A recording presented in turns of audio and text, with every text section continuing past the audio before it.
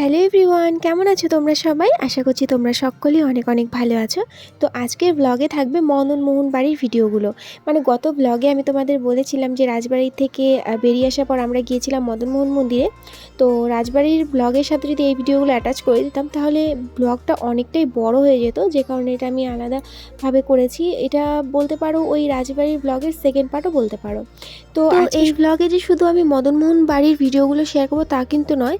পরের দিন আমরা গিয়েছিলাম রাজপাট ঢিপিতে, সেটা গোসানিমারিতে, মানে আমার শ্বশুরবাড়ির এলাকা থেকে একটু দূরে। তো ওই ভিডিওটাও আমি এই ব্লগে শেয়ার করে দিব। তো দেখো, এখানে এসে জানো তো একটা জিনিস দেখতে পেলাম, হাঁস, পাতি হাঁস। তোমাদের কাছে একটা কথা শেয়ার করি, হয়তো অনেকে শুনলে হাসবে। আমার বাবার বাড়িতে, মানে আমার বিয়ের আগ পর্যন্ত আমি না কোনোদিনও পাতি হাঁস দেখিনি। হ্যাঁ, রাজহাঁস দেখেছি, কিন্তু পাতি হাঁসটা আমার সচরাচর কোনো দিনও চোখে পড়েনি। বলতে পারো ফার্স্ট টাইম আমি দেখেছি, সেটা আমার বিয়ের পর মামা শ্বশুর বাড়ি যখন ঘুরতে গিয়েছিলাম, রাস্তার পাড়ে দেখেছিলাম পাতি হাঁস। সেটাই ছিল আমার ফার্স্ট টাইম পাতি হাঁস দেখা। রাজহাঁস দেখেছি প্রচুর, কিন্তু পাতি হাঁসটা আমি তেমন দেখিনি। হ্যাঁ, এটা হয়তো অনেকেই শুনলে হাসবে, কিন্তু এটাই সত্যি।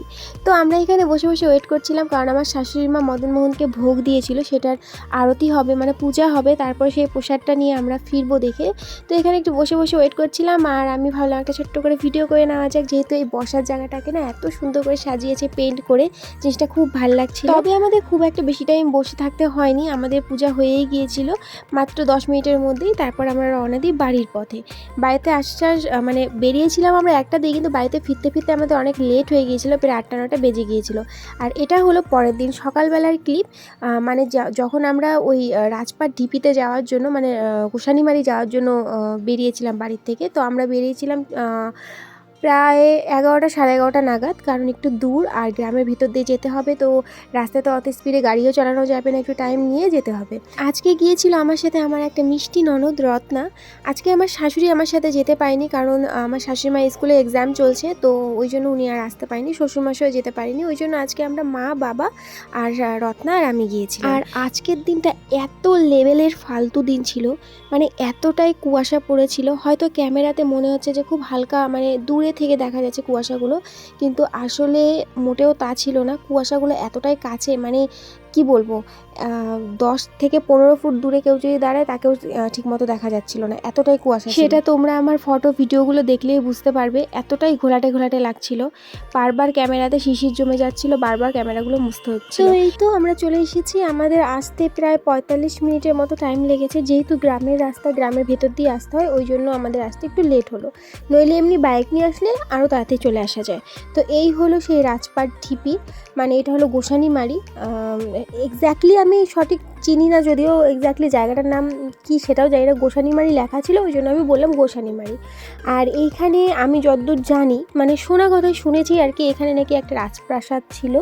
তো যেহেতু আমি সঠিকটা জানি না, তো যারা হয়তো জায়গাটাকে চেনো আর এক্স্যাক্টলি জায়গাটা কী কারণে বিখ্যাত সেটাও আমি যদিও জানি না, শুনেছি যে এখানে একটা রাজপ্রাসাদ ছিল। তো তোমরা যদি কেউ জেনে থাকো তো আমাকে একটু কমেন্ট বক্সে জানিয়ে দিও যে এক্স্যাক্টলি জায়গাটাতে আসলে কি ছিল। তো যাই হোক, এমনিতে আসলে খুব একটা যে দেখার কিছু আছে তেমনটা মোটেও নয়। মানে একটা বড় উঁচু ঢিপির মতো, যেমন লেখা আছে না রাজপাট ঢিপি, ঠিক তেমনি একটা ঢিপির মতো। অনেকে বলে এখানে নাকি রাজপ্রাসাদ ছিল, এখন আর সেটা নেই। তো এখানে দেখো আমরা এসেছি রাজপ্রাসাদ, মানে রাজপ্রাসাদ বলবো না কি ভুলো যাই না, যাই হোক রাজপাট ঢিপি ঘুরতে। আমার মা নিয়ে এসেছিলো কুল মাখা। তো আমার ননদ আর আমার মা একসাথে হেঁটে হেঁটে কুল মাখা খাচ্ছিলো, ওরা কুল মাখা এনজয় করছিলো। আর আমি এখানে খোঁজাখুঁজি করে দেখছিলাম যে কোনখান থেকে কিছু একটু দেখা যায় নাকি। তারপর আমি দেখতে পেলাম এই জানলার ভেতরে একটু ফাঁকা আছে, মানে কাঁচটা আর কি ভাঙা। তো আমি ওই কাঁচের ভেতর থেকে খুব সাবধানে মোবাইল ঢুকিয়ে ভেতরের ভিডিওটা করছিলাম। আমার ভয়ও লাগছিল মোবাইলটা যদি পড়ে যায় নিচে, তো বের করার কোনো রাস্তা নেই। এইদিকে দেখো আমাদের পুরো রাজপাট ঢিপি ঘোরা কিন্তু কমপ্লিট, আর ওইদিকে আমার মায়ের কুল মাখা খাওয়াই শেষ হয় না। মানে পুরো রাজ্য আমরা ঘুরে নিলাম রাজার, কিন্তু আমার মায়ের কুল মাখা খাওয়া শেষ হচ্ছে না। আমার মা খাচ্ছিল, সাথে আমার বাবাকেও একটা খাইয়েছে, আমার বাবার তো একটা খেয়ে কাজ হয়ে গেছে। মানে কুল মাখাটা এত লেভেলের ঝাল ছিল, আমি আর রত্না তো খেতেই পাচ্ছিলাম না। খেয়েছি, একদম যে খাইনি তা না, কিন্তু খেয়েছি, কিন্তু কম। আমার মা খাচ্ছিল আর আমার বাবাকে একটা দিয়েছে, আমার বাবার একটা খেয়ে কাজ হয়ে গেছে। আর এইদিকে আমার মেয়ে মাউন্টেন ক্লাইম্বিং করছে, মানে আমার বাবা আগেই চলে গিয়েছে, ও পাহাড়ের মতো করে একটু একটু করে উঠছে। আমি পেছনে ছিলাম সাপোর্টের জন্য, যদি বাই চান্স পড়ে যায় একদম গড়াতে গড়াতে নিচে চলে আসবে, তো ওই জন্য আমি নিচে দাঁড়িয়েছিলাম যে পড়ে গেলে যাতে আমি ওকে সাপোর্টটা দিতে পারি। তো ও ও উঠে গেল, মানে ও উঠে মনে হচ্ছে যে ও পাহাড় জয় করে নিয়েছে। ওইখানে বসে কি খুশি। তারপর ওইখানে বসে আমার বাবা আরও রেস্ট করছিল। আর এদিকে অনেকটা হাঁটার পর আমরাও পুরো ক্লান্ত হয়ে পড়েছি। এবার ভাবছিলাম যে আমরাও খানিকটা মানে কিছুটা টাইম এখানে বসে থেকে তারপরে আমরাও বাড়ির জন্য বেরিয়ে পড়বো। আর এদিকে প্রচণ্ড ঠান্ডাও লাগছিল, কারণ দেখতেই পাচ্ছ আশেপাশে প্রচণ্ড কুয়াশা পড়েছে, প্রচণ্ড খারাপ ওয়েদার ছিল। ঠিক আছে, তুমি মটর ভাজা, মটর ভাজা তুমি একবার খাও, দেখবে আমি না পেয়ে। Thank you. আর এইখানে দেখো আমার মাকে বলেছি কি পেছনে এসে দাঁড়াও, আমরা তিনজন একটা ফটো তুলি। আর মা আমাদের আশীর্বাদ দিচ্ছে, মানে আমাদের সব পাগলের ফ্যামিলি, মানে কেউ যদি আমাদের ফ্যামিলির সাথে মেশে সে একটা সেকেন্ডও না হেসে থাকতে পারবে না। তো এই তো আমাদের রাজপাট ঘোরা কমপ্লিট। তো এখন যাচ্ছি আমরা বাড়ির দিকে।